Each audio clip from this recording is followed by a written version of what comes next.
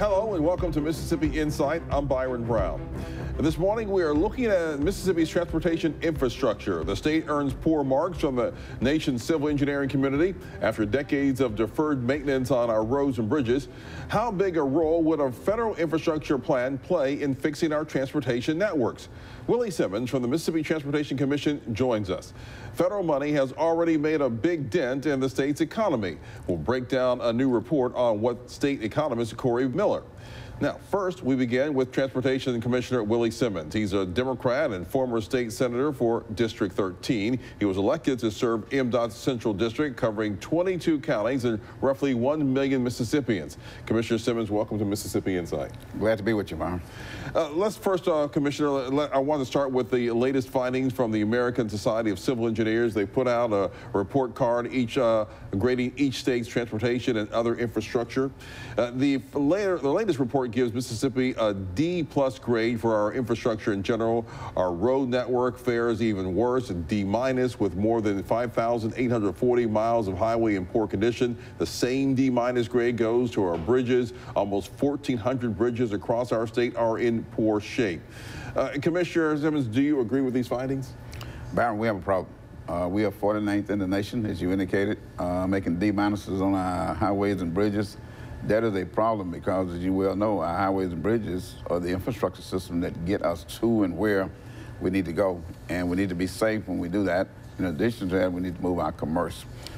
We have not had funding adequately since 1987, when the 87 highway program was put in place. And we put the 18 cents per gallon into place, which is an antiquated way of funding infrastructure, but we have not seen an increase since that time, other than in 2018 when we passed the lottery bill and we committed $80 million a year to the lottery fund to go into infrastructure. And these problems apply to both rural and urban communities as well? Oh, no question. You can look at the city of Jackson and you see a $3 billion infrastructure need. Because when you talk about infrastructure, you have to talk about the water and sewage as well as your lane miles in a city. When you get into the county, it's not as bad because you don't have water and sewage running under or beneath the lane miles. But when you get into the rural area, you're talking about long stretches that have not been taken care of. For instance, when we look at our 2-lane highway system in the state of Mississippi, many of those highways have not had any maintenance or paving activity done on them in 20+ years. That's not the way you maintain a good infrastructure system, especially with the kind of weather that we have been having over the past few years, with the amount of rain, flooding, in addition to that cold weather like we had this year with freezing. It creates an opportunity for those potholes that you're driving over to become sinkholes. Can you explain how some would call a sorry state of affairs that we're currently in when it comes to our transportation network? It is a sorry state of affairs because we are antiquated and we are so far behind in our funding. Mississippi Economic Council a few years ago did a study and looked at our infrastructure, and they came away saying, Byron, that we needed $300 million+ a year to just maintain what we have. It's not talking about building new capacity and new corridors, but to maintain the road mile lanes that we have and the bridges. We needed $300 million for a 10-year period. That's over $3 billion. So we have a great need, and we're looking forward to the opportunity of the federal government assisting us, but also, even when we get assistance from the federal government, we're going to need to increase funding from the state level. The Biden administration is proposing $2 trillion in spending over the next decade for the nation's infrastructure. That package, called the American Jobs Plan, devotes more than $600 billion to transforming the nation's transportation networks. That includes $115 billion specifically for road and bridge repairs. Commissioner Simmons, is this far from a done deal, but it still requires some congressional approval? Do you have any details on how much Mississippi might get if this deal were to go through? We don't know yet. It's a formula that they put together in Washington, D.C. We're working closely with Congressman Thompson, who is the congressman from this district, and he and I represent many of the same counties. We're working with the other delegation in Washington, and what we're saying to them is that Mississippi needs its fair share. We don't need a formula that gives Mississippi $2 billion and give the rest of the country, whether it be Louisiana, Georgia, Alabama, and other states, billions of dollars. Mississippi needs the same kind of billions of dollars others need. For instance, in the Central District where I am, we need to do what I'm calling a West Corridor. That's 4-lane and Highway 27 from over at Copiah County at 55, bringing it over to 20 at Vicksburg, and then 4-lane and Highway 61 all the way up to Leland. That would give us a West Corridor coming out of Memphis and tying us into New Orleans. If we had a situation right now where we had a chemical spill on Interstate 55 around Byron, we were back and we had to be closed down 55 for approximately 6 hours. We would back traffic all the way up to New Orleans, back down to New Orleans. If we had a West Corridor, that would give us the relief that we need in addition to creating safety and having a corridor that could carry the freight that we need in Mississippi. And so everything that we need to get done, it needs federal help to get it done. We don't have any enough state funds or to assist in some of those needs. We don't have enough state funds. In addition to that, it fits right into what President Biden and Vice President Harris has been talking about.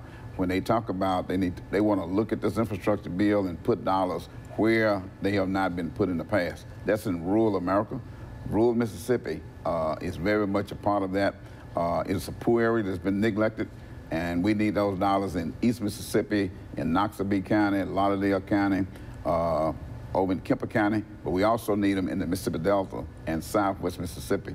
Those are the areas that's been omitted in the past, and those are the kind of communication and things that we're saying to Congressman Thompson and the delegation going to Washington. You know, one suggestion by the ASCE is for the state itself to raise the gasoline tax and the index for inflation. That tax is now currently paying for the roads and bridge repairs. By raising that tax, it would close to a gap of $400 million funding. So do you support the idea of raising the gas tax? And if you do, why do you support it? Most definitely, and always have. I think that is a way to get the users, the individuals who use the highways and the bridges, to pay for it. So when you pay at the pump, individuals who are driving vehicles are going to help pay for it. That is the best way to generate dollars. However, we have to be aware of the fact that when we look at our car industry, automobile industry, they have all indicated that they are moving away from the fuel-generated vehicles to hybrid and electric. They are anticipating that by year 2025, 25% of their production is going to be electric and hybrid vehicles. When that happens, you're going to see a decrease in using fuel. So as a result of that, we can't no longer afford to just say we're going to use the fuel tax approach to funding our infrastructure. We got to be diverse and increase the fuel tax, take advantage of those individuals who are using it, but also look at those electric and hybrid vehicles and make sure that we are able to generate dollars from that, and then look at other ways of generating revenue. We need, again, $300+ million a year to maintain. We need billions of dollars to build additional capacity. When we talk about the West Corridor, we're talking about lots of money. We look at Interstate 20 in Warren County at Vicksburg. That is the worst interchange system in America, probably, and very difficult for people to get on and off of it safe because of the way in which it was designed when it was designed. That needs to be improved, but also the capacity coming out of Louisiana on Interstate 20 has grown so much, we need to add a lane going east and west, coming out for 55 out of Vicksburg. That's going to cost a lot of money. So give us the money in Mississippi, and we will utilize it to make our infrastructure system #1 in the country. You were talking about that cost, and just to put that into perspective for our viewers, the ASCE reports that the average Mississippi driver spends about $820 in extra vehicle repair and operating costs because the roads are in poor shape. What else do you believe or would relieve some of that strain here, both for individuals and businesses that depend on reliable transportation from the add to the fuel tax? But we can also look at what other states have done, like Florida. There is a tax on citizens who come and stay in hotels. We have a lot of tourists coming to our museums, like the 2 museums here in Jackson, the Grand Museum in Cleveland, the B.B. King Museum, the Country and Western Museum over in Meridian, Mississippi. Let's put a tax at the hotel. That could generate dollars, but let's also, the legislation just increased the weight on our highways to 88,000 pounds. Let's put more of a fee on those axles to collect more money because they are the one that's using the highways and causing them to be worn out. So let's, again, it's a user tax.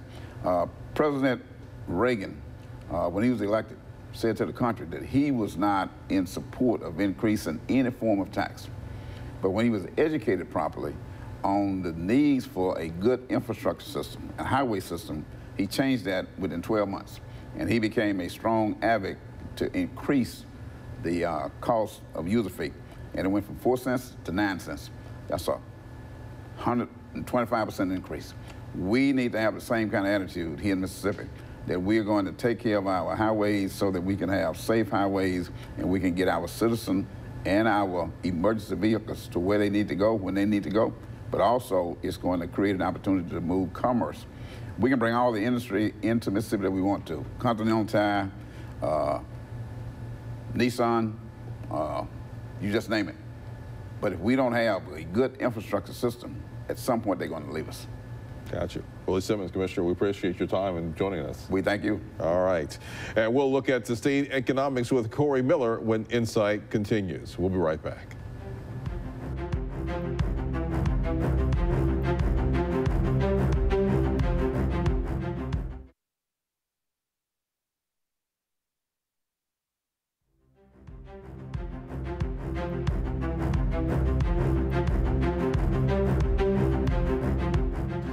Welcome back to Mississippi Insight. IHL's University Research Center has released its latest economic outlook for the state of Mississippi, and it may be a surprise to some observers, but the state appears to be set for some of its strongest economic growth in 13 years. We are looking at real gross domestic product. Mississippi took a huge hit to our economic output in 2020, with real GDP falling by 2.8%. We can blame the pandemic for that, but this year researchers expect our economy to grow by 2.8%. So how to explain this uptick and how do we compare to the national economy as a whole? Corey Miller is here with us to help us get through all of this. Welcome, Corey. Thank you, Byron. He is a Mississippi State economist and director of the URC, Mississippi Institutions of Higher Learning. He and his staff have published the latest economic outlook. Corey Miller, well, welcome once again to Mississippi Insight. Let's just talk a little bit about, first off, explain what is meant by real GDP. Okay. GDP stands for gross domestic product, and it's the most common measure to value an economy. It's the value of all the output of a particular economy. In this case, we're talking about Mississippi and also the United States. It's the value of all that was produced in a particular period. In this case, we're looking at what happened in 2020 and what will happen in 2021 and following years. Our economy shrank by 2.8% last year. Now we're projecting growth by the same amount in 2021. How do you explain the turnaround here? Normally when we have a recession and once we start recovery, we tend to have a rebound that's equally as large or larger than the contraction we experienced. But this time we're getting a lot of federal assistance. We think that the American Rescue Plan, which was passed in March, is giving a boost to both the state and national economies. And also, as more people get vaccinated, we think more people will resume their economic activities like they were prior to the pandemic, and they'll be able to spend more money because they'll have a lot of savings over the past few months. Let's take a look at how we stack up against the rest of the nation. Your analysis suggests for our state economy will grow by about almost 3%, but projected national GDP growth, it would be more than double that at 6.2%. To quote your report, real GDP for the U.S. outgrew real GDP for Mississippi by an average of 0.9 percentage points per year for 2016 to 2020. The U.S. economy is forecast to grow an average of 1.5 percentage points more per year than the Mississippi economy from 2021 to 2025. Simply put, Corey, why are we still lagging behind the national economy? Part of it has to do with the areas or the sectors in our economy which are the largest in Mississippi, like manufacturing, for example. That was part of the reason our hit in 2020 was not as large as it was to the U.S. economy. Manufacturing sectors and other production sectors came back more quickly than the service sectors, whereas the U.S. economy is more heavily weighted into service sectors like professional and business services, financial activities, and others like that. And frankly, rural states like Mississippi have just been growing slower than the nation for the most part over the last 10 to 12 years since the end of the Great Recession. Mississippi has a lot of rural areas, and we don't really have a burgeoning metro area like a lot of southeastern states do that have experienced more growth than Mississippi has over the past few years. So that's part of the reason we're seeing improvements to growth, but not as strong as the nation. Is there something that the state can do because we're in that predicament? Not in the short term. I think any answers to that are going to take a long-term impact. Things like education, for example, improving what we refer to in economics as our human capital. That's the ability of workers in the economy to produce. We also have a very low workforce participation rate compared to the rest of the country, which means a lot of people in our population who could be in the workforce are not for various reasons. Some of that's education, some of that is health related. And also our infrastructure, improvements to our infrastructure could also improve our long-term economic growth. We'll have more with the state economist, Corey Miller, with Mississippi.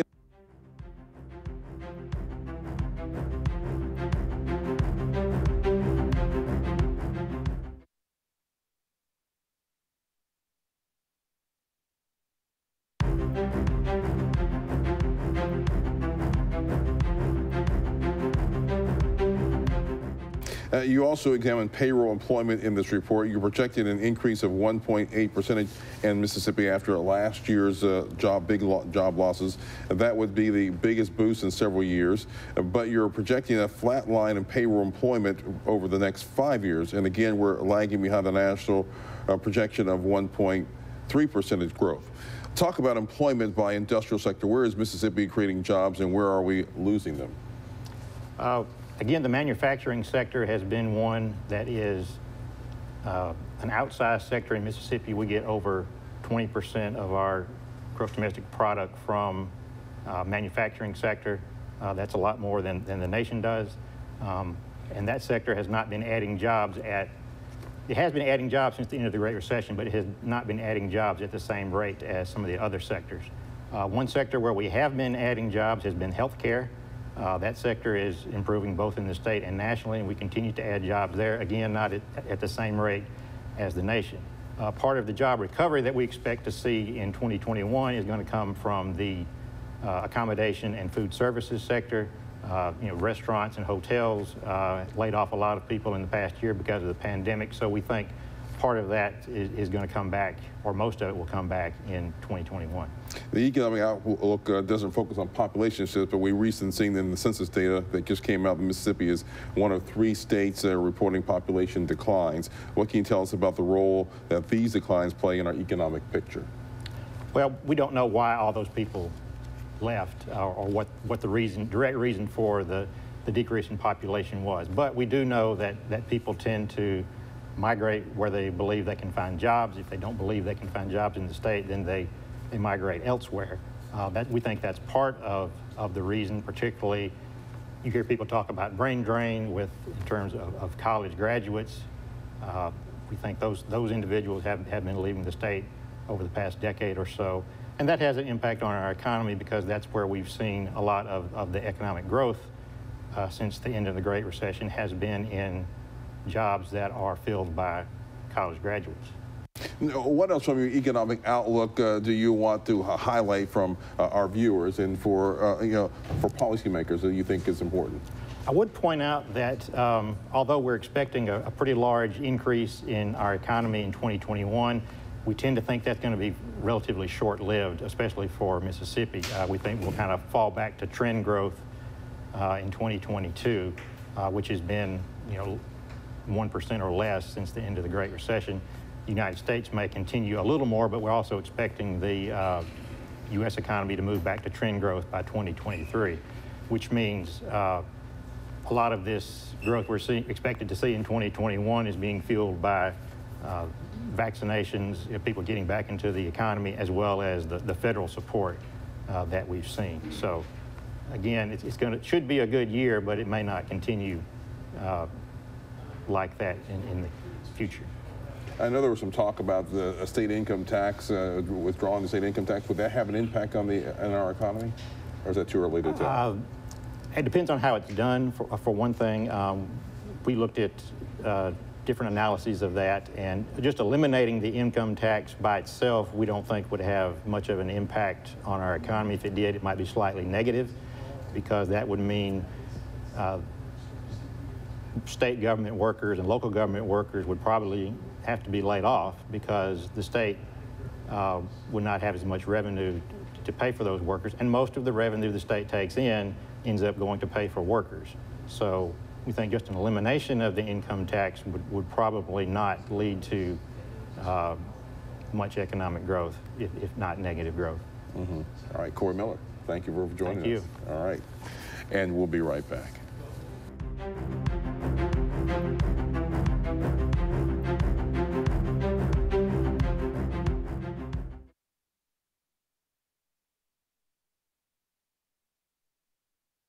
Our thanks again to Transportation Commissioner Willie Simmons and State Economist Corey Miller for their insight this week. We'll be back next weekend for more of the political and current affairs coverage that you demand. I'm Byron Brown. From all of us here at 12 News, make it a great weekend.